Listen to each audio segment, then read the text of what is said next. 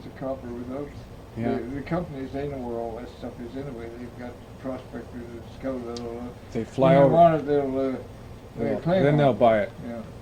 Yeah, not until they'll let some poor guy hang on to it. Yeah. Hope he gives it up. Yeah. And then they'll drop in there and grab it.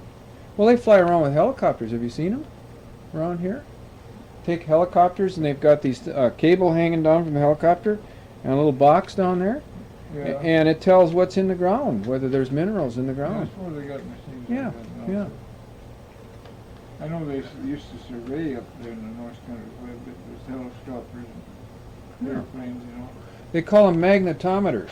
Magnetometers. Have you got something on the back there? Oh, I was just going to ask you. We're looking at his map I again. went to church there, John, Yeah? and you know, you introduced me to that policeman. He used to be a policeman in northern Manitoba and a trapper. He was a trapper and then he was a policeman. Okay, yeah. And just after he left, some guy come over. I just got thinking afterwards, he's smart aleck or something. And I think he said some name. I didn't even tell him my name. And introduced himself and shook hands. Oh, young whippersnapper, eh? He says to me. I said, yeah. I said, I'm getting younger every day. No, I didn't go to church this last Yeah? because a guy like that, I'm just liable to say, you son of a bitch, can you fight right in church? Oh, now that's... If I get mad, I'm liable to Yeah? take him on right there. Yeah. You want to fight? Yeah. No, I think he was teasing you. Did you see that guy? He's probably there today, yeah. Did you see him, who it was? You No. just walked away. Oh. A short I didn't time- want to get mixed up in the fight.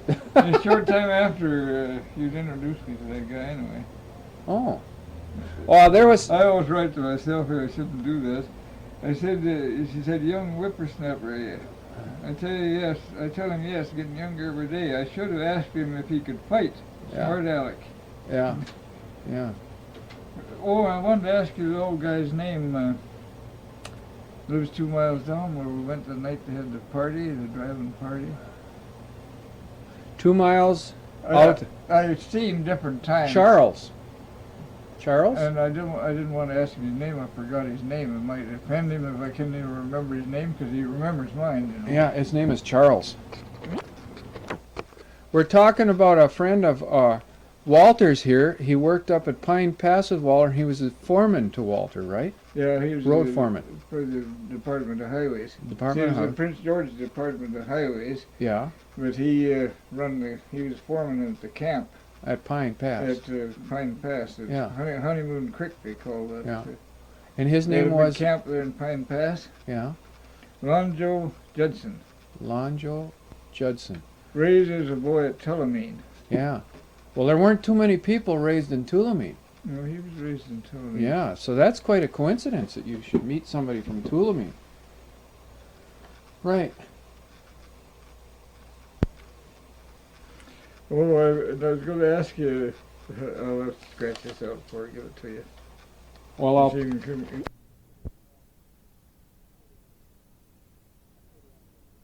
The I'll pack put her on trail again. in the wintertime, they went up over that with sleighs. They haul freight to Port Nelson. Yeah, yeah. And there's what they call Spangler Lake. Everybody in that country knew Spangler Lake. Now, the nearest big and town Hockey is... Creek, the trail went there to Hockey Creek too, and it's a trapline trail. From Hockey Creek, it went this is Round Lake here. Yeah. And then there's where they used to meet the German and the Englishman mhm. when they was traveling together. And this is Eric's line over in here. Yeah. The line, I bought that line afterwards. What would a guy have to pay for a trap line then? I forget what it was. A couple $100? Oh, I was way up. I went down the river with old Joe Clark to Nelson Forks, Uh-huh. where it runs into the Leard there. And old Tucker, a fur trader there at Montney, he'd bought it. He'd paid Eric for it. I forget what it was. It wasn't very large. Not much, amount. yeah, yeah. See, actually, when you have a trap line, you just sell the equipment on the trap line. The line actually belongs to the government. Yeah, right. You can't Queen. buy the line. They're just registered, right? Yeah, yeah. You're buying the registration. You're buying the You right get to do it. You get the rights. To And then trap any there, traps and stuff that he's and left the out there. equipment like the stoves and Yeah. and the Yeah. traps Yeah. and so on. You think you still have some traps hanging in the trees up there? Oh no, I sold it over again to a guy. Oh. Factory You know, gave it to remember me. that little trap I brought? Remember that funny little trap I showed you the other day? That little tiny one, you know, with a spring that was made out of wire instead of... Yeah, yeah. Remember that funny Yeah. little trap? Yeah, I never had That one was like hanging up in a tree up here. Oh, Up yeah. on the hill, on the way up by McCaffrey Lake there. Oh, yeah. Yeah, that was hanging up in the tree It on the must hill. be an old Oh, trap. boy, but the spring is still good.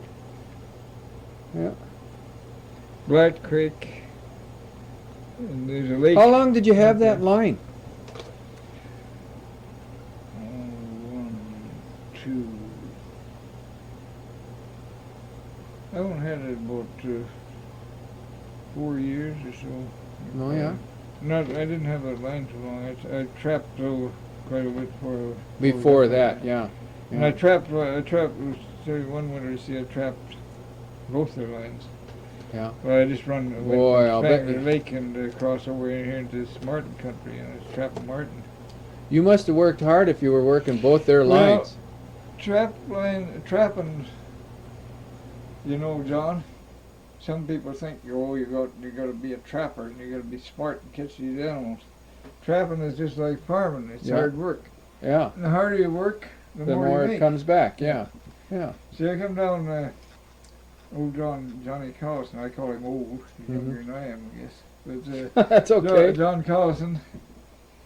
He was telling some of them guys there at Montney, they didn't like me because I was making money, see, and some of them so poor they couldn't even have 50 cents to go to sports or something. You know? Mm-hmm. And John told him, look, he says, trapping is hard work, and Walter's a hard worker and a good manager. See, you got to manage your work too, just like farming, just like any other kind of work. Mm-hmm.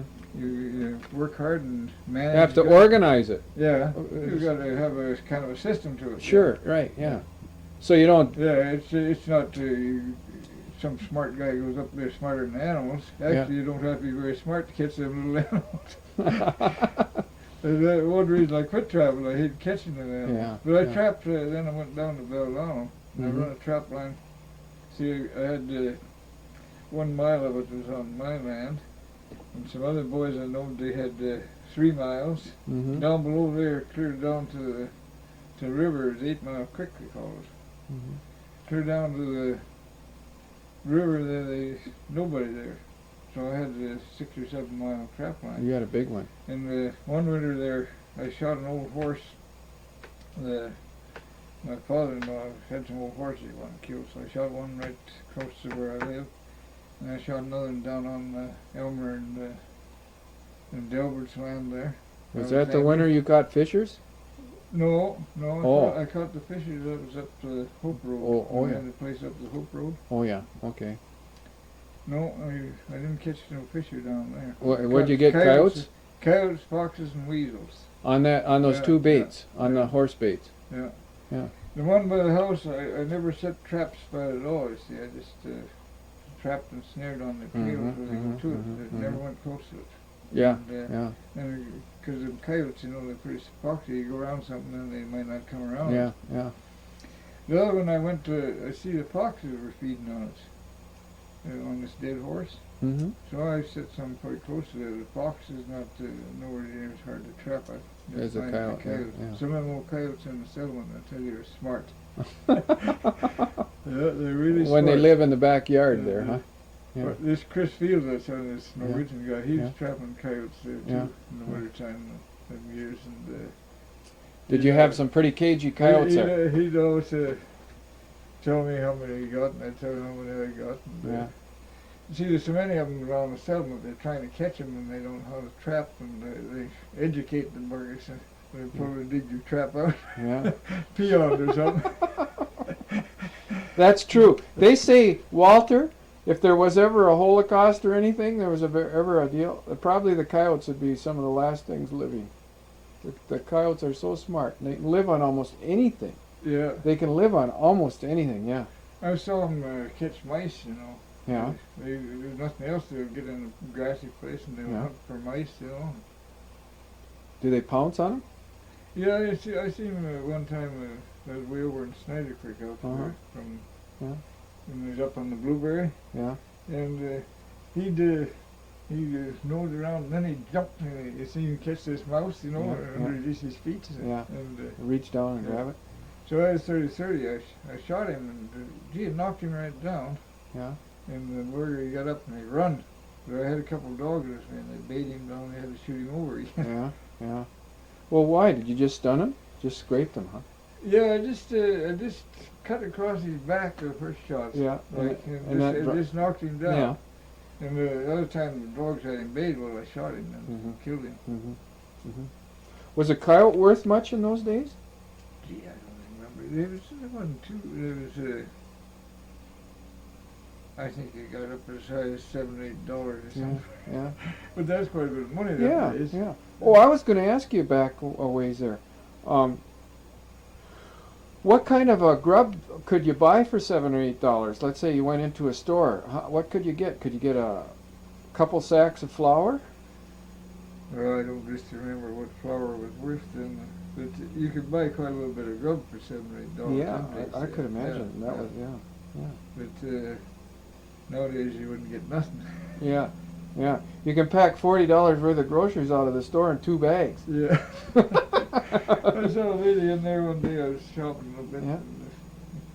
Buggy, one buggy, and She. gee, $140 or $50, I think it was, or something. Yeah. 140 penny or $150. It didn't look like much stuff either. Yeah, Some that's had right. more on the buggy than that. Yeah, that's right. I was reading a book one time called 3 Against the Wilderness, and I think you ought to read it. It's about a guy by the name of Eric. You want me to write it down? Okay, this is Walter's Sure Catch Beaver Trap, right? Beaver set. The first year I went to beaver, and you see, I went with another guy. He's supposed to be a trapper. He'd been out with his brother for 2-3 different springs. And come find out he didn't even know how to set a beaver trap. He couldn't even set it. He went down to one little lake, Yeah. and he had a rifle. Uh-huh. I didn't take a rifle. I just took a 22. I figured on trapping the beaver. Yeah. We went beavering together. That was Uh-huh. on Louis and Eric's line. They took off, and so Pete Jarvis was his name. We could go trapping together. Yeah. And so he brought a rifle and a box of shells. A big rifle. Yeah. So he was down this little lake, Beaver Dam Lake, Yeah. and gee, a bango. He was shooting at Every him. once in a while, bango. He shot the whole damn box of shells there. Yeah. And so I took a sack. I thought, holy Christ, he must have killed some beaver. Shoot that many times. But he shot some of the shells up out of that one box of shells. He just had one box of shells, but he finished them off at this lake. And I went down there. And, well, gee, you must have got some beaver, eh, Pete?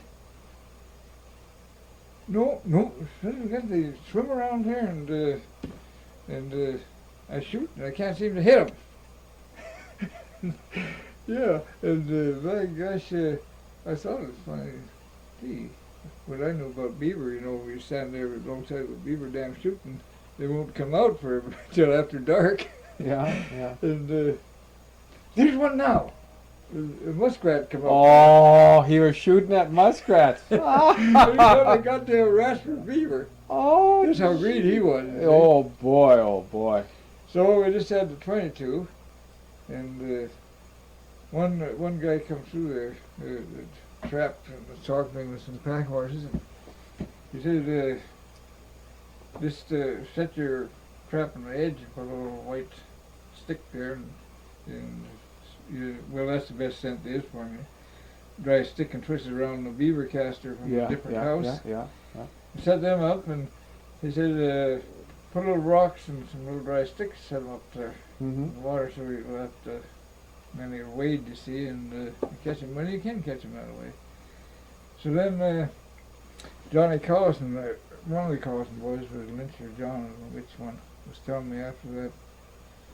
The way they done up north, if you're beaver in open water, you ain't got much time. You wait till open water. You don't bother your beaver scattered around. You don't bother your trapping through the ice. And you dig a little place back along the creek bank.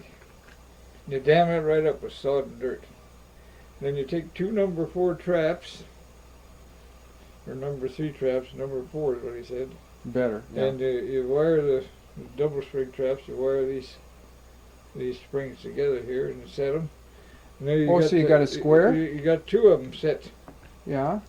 Two in this little place you dig out back here. Yeah. You leave about 2 or 3 inches all the time over your traps when you set for a beaver trap. For water. Yeah. Depth, yeah. And well, I've had beaver get in there and have one front foot in his tail or one foot in the hind foot and not even dive. And then you fix them. You can put them on a wire, make a little clamp to go down a wire and throw a rock out there, drown them. Yeah. Or else some of them they have a little ring with a tit on it. Yeah. And you get a little small dry pole and drown them out. Yeah. And but that's a sure catch.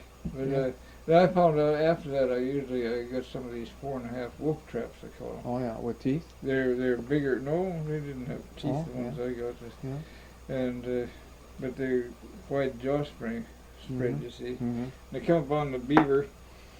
If a beaver, see if he swims up to the trap, he swims with his front feet back. Yeah. He swims with his tail and his hind feet. Yeah, His front okay. feet. They're folded back up, huh? Yeah, they fold back up, you see, Yeah. and you come up and you hit your trap and all you get's a little hair. But if you got a wide jaw spread, if supposing he swims over your trap, it pinches him like and will grab a leg. Uh-huh. But where you want to fix it to see with the dirt, like I said, make sure he wades. And then he has his feet, you see, and he wades and he gets caught in your trap. I just used one after a while. They call them 4.5 wolf trap. So the idea is you made a little channel. Yeah, you here's the creek, like you see. Yeah. Here, this is your creek. Yeah. Well, you cut a little place, dig a little place back like this. Mm-hmm. And then you pile up. And you put your traps there. Yeah. Well, I usually just use the one. Yeah. I did that one year. I used the ones that Carlson boys told me. That's the way they trapped up north. And by God, you go out there and you make 3 sets, and most times you have 3 beaver. And sometimes you make 2 sets and you got 2. And one time a rat will get in a beaver trap and spoil it on you. It's sure catch. And you fill this up with sod, with dirt. And then you put your scent and your bait back there. So the beaver comes up. Oh yeah, they crawl right up on They crawl over that little dam. Yeah, they're wading over that dam to smell this here scent stick. And so they got their feet you out. take a little piece of green poplar branch. Yeah. Make a white spot on it. And they see that, and they go up and they sniff that, you see, and then they catch them with their feet. Yeah. You know, we had trouble with that. The very same thing you're talking about. Fur in our traps, and hair. Yeah. And then once in a while, just a toenail. Yeah. Well, that's you didn't have them set properly, you see. Well, you know what we tried to do after a while was. What did you put in there? You put sticks and rocks in front of your trap, or? No, we didn't put anything in front of the trap. Oh, you just set the trap in the water. Yeah. Oh yeah. Well, see, they swim right up there then. Yeah. And they got their front feet are tucked back. Tucked back, right? Yeah. So all we were getting was You get a bunch of hair. tucked. Yeah. With a big trap, it might squeeze up on his body, you see, and grab the leg, you see. You remember I told you the Swede was with me? He said we're setting those traps too shallow. So he started setting them back in 5 or 6, 7 inches of water. And he said, now we'll get them by the hind feet, he says. Yeah. So they'd cruise up, and that did work. They'd cruise up and drop their hind feet in. I never tried that, but I heard some trappers told me they catch them by the hind feet. And they don't get out. Yeah. If you get them by the front foot, They twist it off. yeah, that's They you find trap- out. Or you unless just find. You got to drown them if you catch them by the front Yeah. foot, yeah. Well, we did that too. We I run a always wire. fix my traps with drown them. That's the only humane way to do it, yeah. And it is also better for you because you get the animals. Yeah. But we used a gunny sack full of gravel. There were no big rocks where we were. So we just use gravel, you know, put it in a Yeah, gunny sack, Yeah. tie a wire on that, throw that out.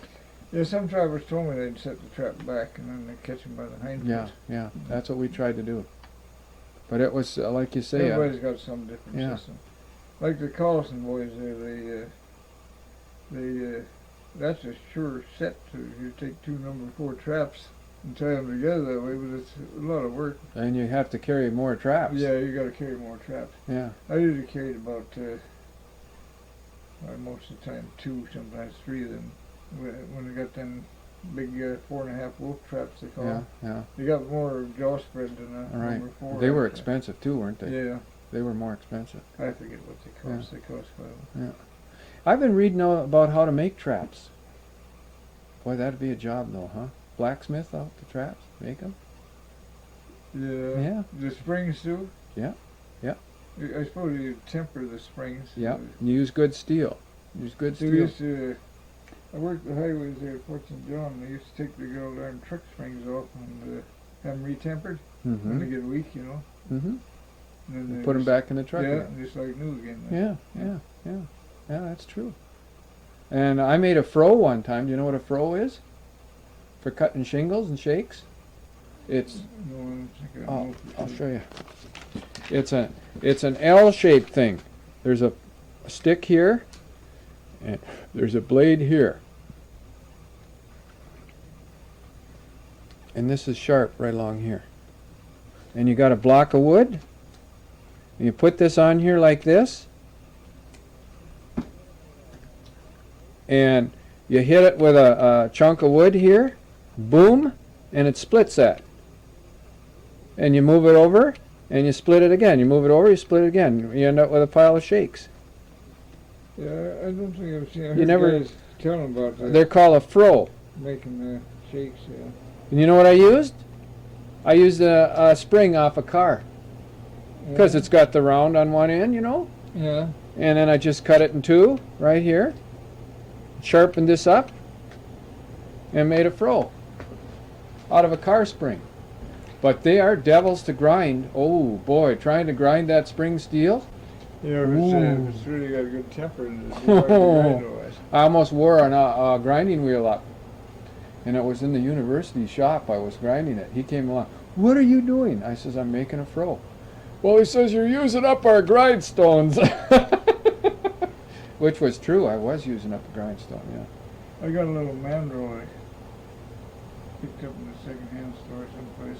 And Yeah, for a grindstone? I got one stove here. Yeah. I got an old electric motor off a washing machine. I never Sure. got. I'm going to set it up sometime and Yeah. you should put a little belt on it and make it Yeah. grind. If you want a little belt, I got one. You want a belt? I got another one for you, free, okay? I got an old fan belt someplace. Yeah, that's what mine is, an old fan belt, yeah. I got a bunch of them. Walter and I just found out this other tape ran for 10 minutes. The Sanyo outfit gave us a sample tape and it lasted for 10 minutes, right? Yeah. And we missed all that valuable stuff about the I forgot Martins. all about what we put on that other tape. Oh, no. Remember you said, I told you about my cousins that chopped this tree down? Oh, yeah. And when it hit the ground, there was 3 martins jumped out of the hollow tree. Hmm. And they came a racing out. And my cousins didn't know what it was. They couldn't tell what they were. But But they were Martin? Yeah, they were The young baby. ones, Yeah, they were baby yeah. martins. Yeah. But you said the first one you caught, you almost hated to kill it. It was such a beautiful animal. Yeah. He's on a block set and he'd jump around the tree and look around the Yeah, tree at me yeah. and back again. Yeah. Finally I took the 22 and shot him. Yeah, yeah. I couldn't kill him with a stick. But they have that beautiful patch yeah, under their they're chin. really there. a pretty little animal. Yeah, yeah. It's almost a shame sometimes. It's too bad women like them so much, huh? But I had to catch him. Yeah. I caught quite a few that winter. It's Yeah. just, well, them boys, they laid me up to trap there before. They went way up north to trap in the Yukon someplace. So I had both their trap lines to trap on. Yeah. And they told me the fur is scarce, you know. Foxes, no mink, no Yeah, foxes, yeah. and just said everything for Martin. Uh-huh. And they showed me the part of the country to go into. Yeah. And sure enough, I caught lots of Martin. They were pretty good to you, huh? Oh, yeah. Was that Well, the German? Yeah, Louis? Yeah, Louis is a German. Yeah. He fought in the First Great War. Mm-hmm. And Eric, he was an Englishman. He fought in the First Great War. And after, they fought each other in the war. Mm-hmm. But after the war, they were just like two brothers. Yeah. They They were got along. partners, and they're just like brothers. You know. They got along fine. You never see two guys get along as good as them two. Yeah. Yeah.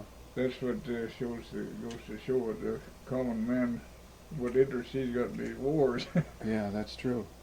If it wasn't for the government saying you have to fight, They wouldn't be fighting there wouldn't each be other. any fights. No. No. Yeah. Yeah. What did you say about that short block set? You said you used the long block set for mink. Well, in the mink, I usually about half the length, maybe about a foot and a half. I just set a put a little block up Yeah. along the little bushes along the Yeah. creek. They travel on mink, you know, along the creek. Yeah. Always. Yeah, Always near yeah. water. Very They seldom. do travel overland to another Do they? creek or something. Yeah, but they're heading Just for like water. a beaver will do that Yeah, sometimes too. yeah, yeah. You line out across the country and go over, across Yeah. the ridge and over into another Uh-huh. tributary of creeks or something. But most of the time they follow a creek or river. Uh-huh. Yeah, I know. That's where I always saw their tracks. What did you say about this one that holed up on you? Well, that was in the homestead days in the Blueberry. Yeah. I went down there and I saw where he'd caught a fish Uh-huh. and drug it out through the ice and shallow place in the river, about like Along behind your... along the Yeah. river here. Yeah. Then he goes up on the bank, quite a high bank up there, and there's a hole. I don't know, an old fox hole or something, Yeah. and he goes in that. Yeah. Drags the fish in with him. Uh-huh. So I set a trap there, and I go back in a couple of days and I've been out. Yeah. I think it was the third day or the fourth day or something. I went down and had him caught. He'd sat there and munched on his yeah, fish. yeah, he eat that fish and he just threw it to sleep, I guess. Yeah. Probably slept on top of it. Probably laid... It was cold weather, you see. Yeah, he probably They- laid right on it. Yeah, they did it Yeah. in cold weather, just like foxes. They don't travel much in cold weather. But, you know, I think one time... I think they must have a very... If they don't have food, I don't think they last long, right? If they run out of food in cold weather... Well, they would starve to death pretty quick in cold weather. Yeah, yeah. Just like a man, you eat more in cold weather. Yeah, right. When you're out in the cold, then you get an appetite. Yeah, I don't think that they could live a long time in cold weather. Now, I'll tell you why. I made a box trap out of wood, you know? Orange crates. Remember the orange crates used to be made out of thin Yeah. pieces of wood? Well, I made a box trap, and it had a sliding door in the front. Yeah. And so the mink went inside, and it slammed shut. So he was inside. And I found him, and he was frozen when I found him. He didn't, you know... I thought maybe they'd live a little longer, but he was gone when I found him. Maybe he froze to death. Yeah, but I think if he had had food, he could have lived longer, right? Possibly, but see, I think when it's cold, like I told you that, and he goes in the hole, Yeah. and he dams up to it. It'd be warmer in the hole, too, right? Oh, yeah. Yeah. Even if the ground was froze to the bottom of it, it'd still be warm in there, Yeah, just like a yeah. snow house. Yeah, right, yeah. Yeah, this is what happened, I think. Anyway, that was kind of sad. That was my first mink, too. And when I saw him like that.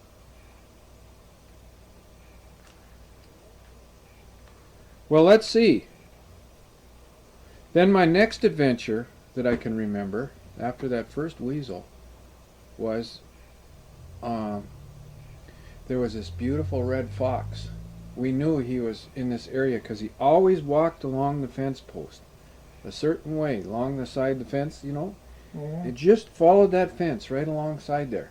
Even if the fence was buried real deep in the snow, he followed that fence line.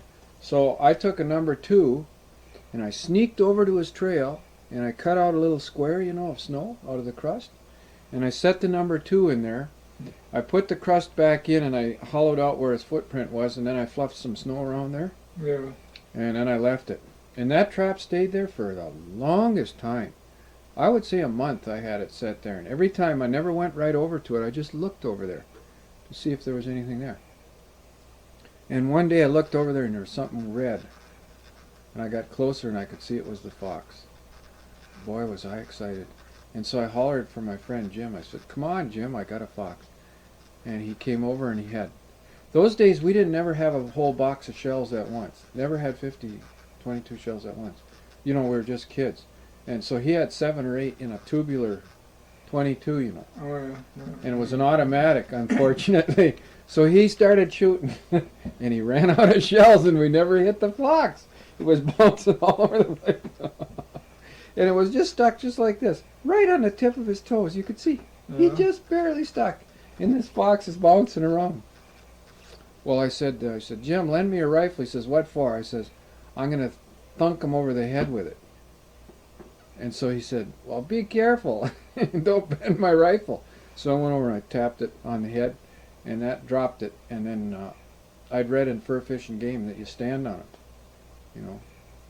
Well, I was waiting for his little jaws to come around and bite on my ankle, but he never did. But I got that fox, and he weighed 13 pounds. Wouldn't you say that's a fairly big fox, Walter? Yeah, I never did weigh one, but they're not very heavy now. Come on, you come in. You got no cold air in here. Yeah. Are you cold in here? No, I'm fine. I could turn the heat up a little Oh, bit. no, I'm Maybe I fine, should. Walter. If it's okay for you, it's okay for me. $91 gas bill for heat here. That Shut it shook down you a up. little. That shook you up, yeah. When you're on the trap line, of course, it was easy to get your fuel there. Oh yeah, you chop a little wood. Did you ever run out and have to do it in the middle of the winter when it was 20 below? Well, you know, a lot of the trappers, they go around in the fall and then cut a supply of wood to each cabin. Yeah, yeah. But I hardly ever done that. I cut a bunch of, well, I had one cabin over in the center called Head Cabin, and one on the Nelson Trail, that was kind of a head cabin. I'd cut wood for them 2 places. Mm-hmm. The other ones sometimes I'd get in there and no wood, I'd have to cut wood in the dark. Go out and get a tree. Yeah. I've done that. It's a funny thing. I remember one time at our deer cabin, we had a Swede saw, you know, just a bow with the little thin blade on the bottom.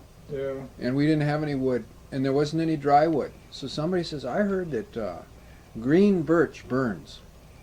Yeah, once you get it going, Yeah. with dry stuff, Yeah. bit, and gee, it really burns too.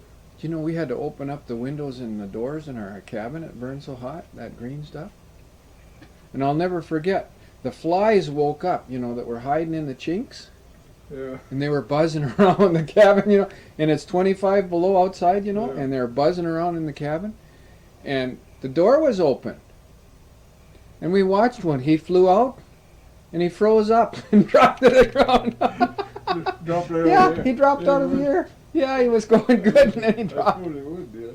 Yeah, he just Yeah. rose right up. That was funny. And mice? Oh, mice were running all over in that cabin. I don't know where they came from, but boy, there were mice. You have mice in your cabins?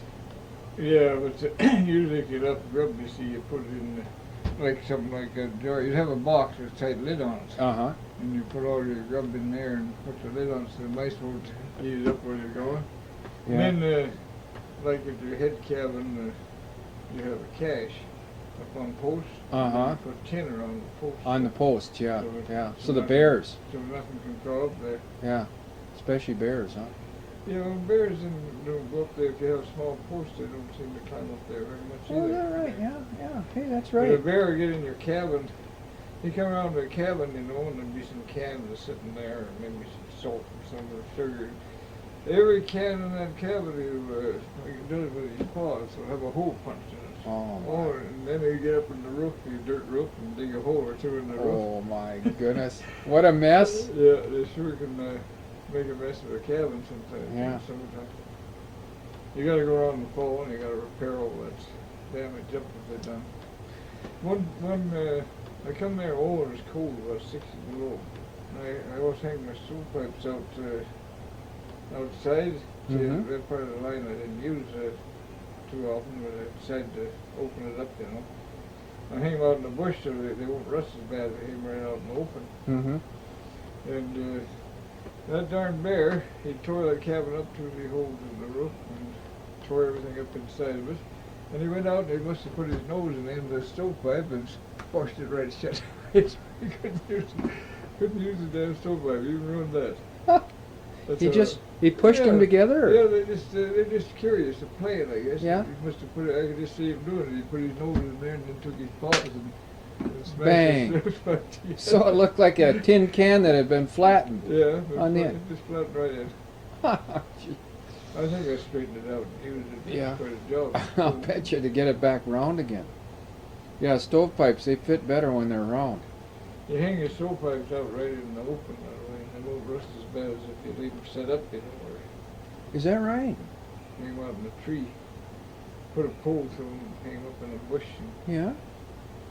Is that if you- right? If you leave them sit in your, you got a dirt roof and a little cabin there. And, Yeah?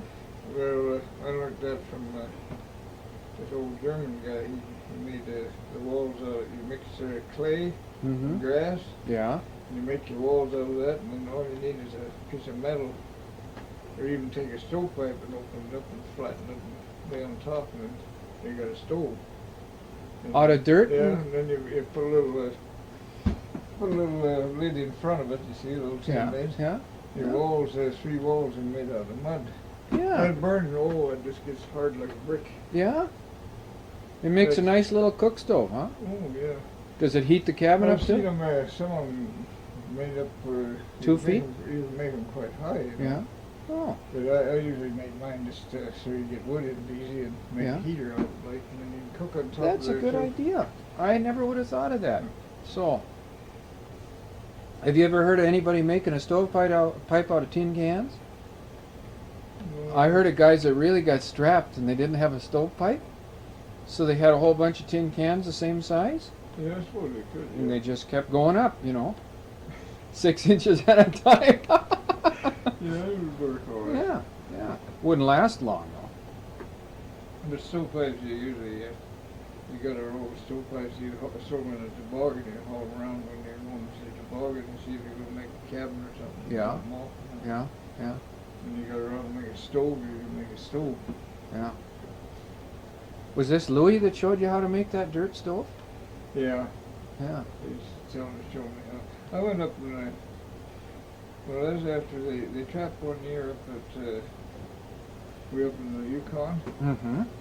and they got in a lawsuit with the airplane company. They didn't bring their grub up, and the dad, well, they had to eat squirrels and they were eat animals, live off the country for Yeah. quite a long time. Yeah. And so they sued him, I guess, for some damn thing. And then they didn't get back up there. They come and they trapped their own lines. They still have them lines down Yeah, there. yeah. And so I went up and I helped Louis set up. And we set up part of Eric's line too. Oh yeah, yeah. He was showing me how to.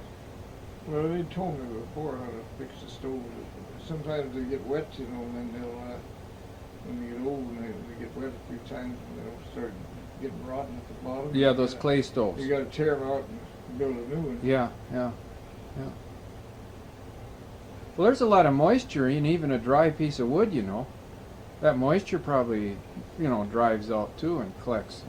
That's what rusts out your stovepipe, isn't it? Moisture? Yeah. Yeah. Yeah, especially if you leave them up, you see, and the water runs down and they rust. Yeah, yeah. You just hang right out in the open. I mean, open air might rain on them and everything, Yeah. but they won't rust nowhere near as bad as the Yeah, ones you leave them yeah. set up. Yeah. Well, lots of guys stick a tin can on the top of their stovepipe too, right? Does that Yeah. help? Does that help? Yeah, on a dirt roof, they get wet anyway. Yeah. When it Yeah. rains in the summer, during the rains, it soaks and drips down through there. Well, in the little cabin, they shut up, you see, the air won't get to them. And Moisture. They'll rust worse. Yeah, yeah. I can picture.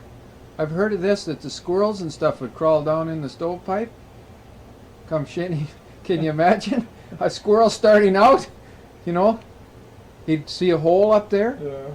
and he crawls up and looks down the hole. Says, "This looks interesting." So he steps on in his face. Whoosh, right Yeah, down. they might jump down, yeah. Yeah, they'd go all the way down to the stove, wouldn't they, and end up in the stove?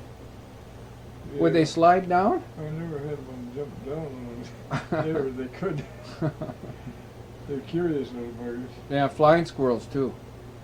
Flying squirrels are cursed to trap them when you're trapping marten or something.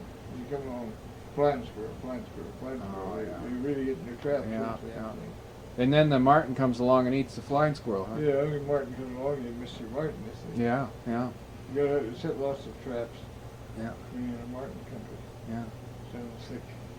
Set them thick so that in case some don't work, the others do. Yeah, huh? well, if you miss them in one trap, you get them in another and down Yeah. the road a little ways. How many martin would you get in a year? Well, Walter? that year I got, I don't know, I must have got about 75 or 80 the whole year through. Yeah. But then I just trapped the martin. And they hadn't been trapping that part, some of that part of the country, you see, because it was mainly just martin, and the martin were scarce and there wasn't very good price there for a while. Yeah. They lined me out where the martin was. Well, let's go over that map now. You wanted to show me that map, and I put Yeah. you off. You see, this was the old Nelson Trail. It wasn't the Alaska Highway. Yeah. Yeah. In the Spangler Lake, that's where Louis had his head cabin. Now, And where? then you go over to Hockey Creek, Yeah. and he goes way around a big circle there and on up to the river. But here's where I trapped it.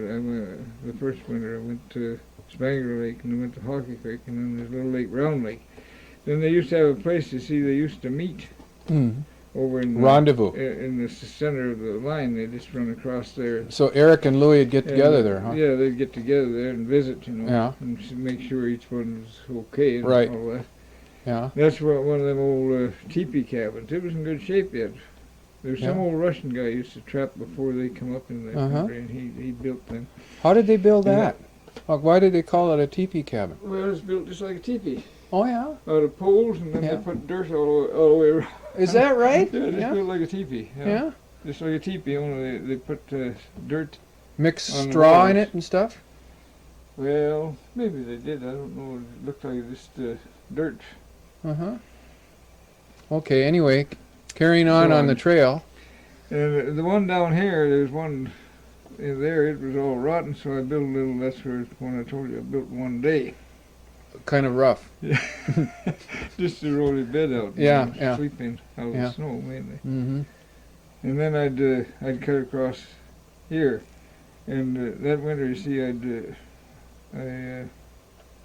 I come down here a time or two to Black Creek. There wasn't much further. The foxes were scared. I caught a link or two in there. But I'd go around here. You see, this is all Martin country. Mm-hmm. Good mm-hmm. Martin country. Mm-hmm. High country? And then I'd run a spur line out here and a spur line out there. Mm-hmm. And How long would it down- take you to down- go on those spurs? Or just not long, just A few hours? 2 or 3 miles to see each Yeah, one. yeah. And then I had a little spur line out down this here. I'd go out down the lake from the 20-mile cabin, they call it. Mm-hmm. See these little creeks here. You get a map. They're tributaries from Coda Creek. This is Coda Creek over here where this little cabin is. It runs, Mm-hmm. and it runs on up into what they call the Cantal River. Cantal, yeah. And off over in this direction, there's Hay River and Hay Lake. Calahazans, I guess. They used to. That would be. So they was telling me they used to go out further on this Louis line, but these other people come in and they cut them off. You see, Mm. laid there, I guess, and nobody trapped it, and then they went back Mhm. up there, and there's somebody over in there, so they couldn't go there. So we just run around there. Well, that's quite a little. That was a to, big to go line. around this here. See, you go to Black Creek, and you go over. There's a cabin way over here. It's too long a stretch to Uh-huh. 12 or 14 miles, and then 12 or 14 miles you hit the trail before you get the head cabin here. See, Mm-hmm. you go around the So circle. that's a long. 12 And they miles go in up there deep and snow is a long ways. Yeah. it's too After a far. fresh 10 snowfall. 10 miles is too far. And- We're trapping in the short days. Yeah, yeah. When it's over that, most of these here, they call this 10 miles. It's a long 10 miles. Yeah. These stretches. How did you know it was 10 miles in the woods? Well, they just guess at it, but Yeah. how long it takes to go with the dogs. Yeah? You knew how fast you when could travel. When the trail is good, it's not very far. When the trail is tough, Yeah, it's that's a long right. ways. Yeah. And see, you've got to pick sets too, so you Well, have some sure, fur when you yeah, come I back know, around, yeah. and it takes time. I'm telling you. Yeah, I know. How long would it take you to set up a set? Well, you get to, A couple of minutes if it was just already. takes a couple of minutes, but then But if you had to make it the first time. I had at least 1,000 traps and at least 1,000 snares Mm, on the whole line. mm, So you gotta, but a lot of them snares were tied to trees, and I went up there. I set them on rabbit trails. You know, Yeah, good rabbit yeah, trails. yeah. But I caught most of mine for snares I'd see a fox trail, Mhm. going to the side of it, you know. Mm-hmm. Hang it. Right, yeah. Like you was telling, you set Yeah. the trap in the track. Yeah, I yeah. caught coyotes the same way, you know. Yeah. Set In a trap. fox snare? No, in a trap. Oh, Set you the slide trap it in the underneath the track. snow. Where a coyote comes in the feed on a dead horse or something, Yeah, they're walking yeah. the same Yeah, place every yeah. time. But And they're same not time. thinking about things either. Yeah, All they're they thinking. come and they got to watching Yeah. something around the horse, and they Yeah, come there and yeah. they catch him. Yeah. Chris Fields is telling me. I was thinking, you know, I never saw his name wrote down. Fields wouldn't be a Scandinavian name, would it? No, that's German. Maybe it was Felds. F-E-L-D. Felds, maybe? Felds? Would it be a Uh, Scandinavian name for that? Fjell. F-Y-E-L-L. Oh. Fjell. See, them Alexander boys down there, they call him Fields. Yeah. I just assumed Well, you his know name that a was lot Fields. of things happen when they came over. You know, they would tell their name to somebody at the immigration. You know, and they couldn't spell it, and you know they couldn't. These Scandinavians couldn't write English, so the immigration officer would just write down what it sounded like. And of course, it sounded like to them it sounded like an English word maybe. So instead of Fjell, they'd write Fields or something like I that. was thinking about it, I was sitting here one night and I was just thinking Fields. You said it was his name Fields, just F-I-E-L-D, like That- Field. And just thinking, I never saw it, actually saw his name wrote down. Maybe it just sounded like Fields. And, Well, you know, that's the name of a place over in Alberta, too. There's a place called Field in Alberta. you know, this was down in Bell Donald, Oh. east of Fort St. John. Yeah. Chris, So, he's my neighbor, more or less, down there. yeah, yeah. He used to trap coyotes, and I used to trap coyotes when down the settlements. I trapped after I got my farm down there by Bell Donald. You were telling me while you were homesteading, Yeah. you were trapping there. Well, I wasn't homesteading there. Down there, I bought some land. Oh, I had 1/4 leased, and then I had Oh, yeah. half section I bought. that was a 100-year lease? No, that was up on the Blueberry in the early days. Yeah, I got that. It was 100 years I had that son of a bitch thing leased for. Yeah, And 99-year lease. old Bert Carmichael was the land deal, and he was telling me, you know, you can lease it. I said, how long? Oh, 100 years. So, I don't know, it was $6 or $7 or $8 a year or something Yeah, at that time. Well, that's a lot of money at that time. When I Yeah. moved out there, I was just abandoned the son of a bitch, threw it up and didn't pay it. Yeah. Well, you were having hard times, right? Yeah, well, in them days, you know, $7 or $8 was quite a bit of money. Yeah. It wasn't very much. I don't even remember how much it was for sure, but it was very cheap, you know. Yeah. In What? Later years, I leased a quarter down there for Bell Down. It cost me quite a bit more than that. I guess. You lease it for 5 years, option to buy, you see, at the end of 5 years. Mm-hmm. Then it's subject to release. Well, then they might charge you a different price on your lease if it's Yeah, in the a rate- farming country. The rate could go up, and Yeah, usually the rate did, could didn't go- it? Yeah, usually did, yeah. Taxes. But at that time, and there's old Frank Nyson was his name. He was a Syrian or something, and he raised old Simon, some kind of brother-in-law, or not a brother-in-law because he's married to an Indian woman. So they were some kind of cousins or something, and he homesteaded down there in the Mountain Valley, and he got the mineral rights to his homestead. At that Oh. time, if you went after him, you could get mineral rights, you know, on your land. Yeah. We didn't even know that Yeah. till afterwards. He was the Oh. only one I ever heard of that had the mineral rights. And did it turn out to be a good mineral No, area? I don't think it. Oh. Never paid off. No, I don't think Yeah. he ever drilled the oil well on it. Yeah. There's a guy that lives right over here. See where I'm pointing? Right over here, Yeah. about 3 or 4 miles. One day, you know, he bought this place, 20 acres, and one day he came out in the morning and he heard this tapping out there. Here's a guy staking his land. A prospector who's going after the mineral rights on his land. That really shook him up. He didn't know what's going on. Yeah, I remember I bought some land in raw land up the Alaska Highway up from the old Alaska Highway. Yeah. After they built the Alaska Highway. And so I was out there one day, and the kids were at school, and the old lady, she was off on a big drunk or something, I guess. And this guy was shooting. I guess I found out afterwards he put a sight on his 20s when he was trying it out, you know. Oh, yeah, to get it right. Shooting, and Mm-hmm. so finally the kids had come home, and they scared them, you know, very far away. Yeah. So I grabbed an old rifle I had, and I shot on the ground there, turned, boom, boom, boom. Yeah. He'd walked over a little closer, I guess, and then Yeah. he was shooting it. Yeah. And so then he come up walking out there. He held a rabbit up. He'd shot a rabbit. Yeah. So I told him, geez, he's shooting around. This is my land here. Yeah. And he's scaring the kids. Oh, he says, I'm a prospector. He says, I could stick a mineral claim right here on your land if I feel like it. I said, well, God damn, you better not. He says, I couldn't stand that. So then he was telling me afterwards, after we both calmed down, Yeah, he was yeah. telling me that he'd put a sight on this rifle and he just tried it out. Trying to get it back, yeah. Trying to set it. Yeah.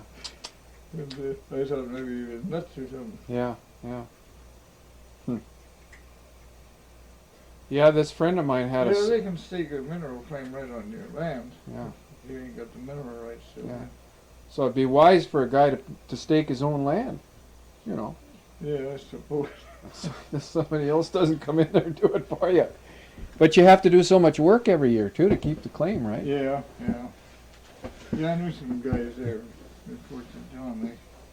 They do some place way up there. There's a big mountain of copper, and I guess it's pretty rich too. But it costs millions and millions of dollars to get into there. They get it got out. lots of copper, you know. It's very heavy. Mm-hmm. They went up there and they staked claims, and then they had to go back up the next year, and they spent a lot of money. They finally they threw them all up. I They think. just gave him up, huh? Yeah. Yeah. Too Well- far out in the Mm-hmm. off the road, you know, it cost too much to go in there. They couldn't sell it to nobody. I lived down in Oregon for a year and a half, you know, and while I was down there, I met an old prospector, and he says, I got to go up and renew my claim, John. You want to come along? And so I thought, well, this ought to be interesting. He says, I got to do $120 worth of work every year or something like that. Yeah, they got to do so much Yeah. work on them. So he says, I figure my time is worth $20 an hour or something like that. And he says, and I'm going to plant a charge of powder here worth $20 or something like that. So we'll go up there for a few hours and I'll get my claim.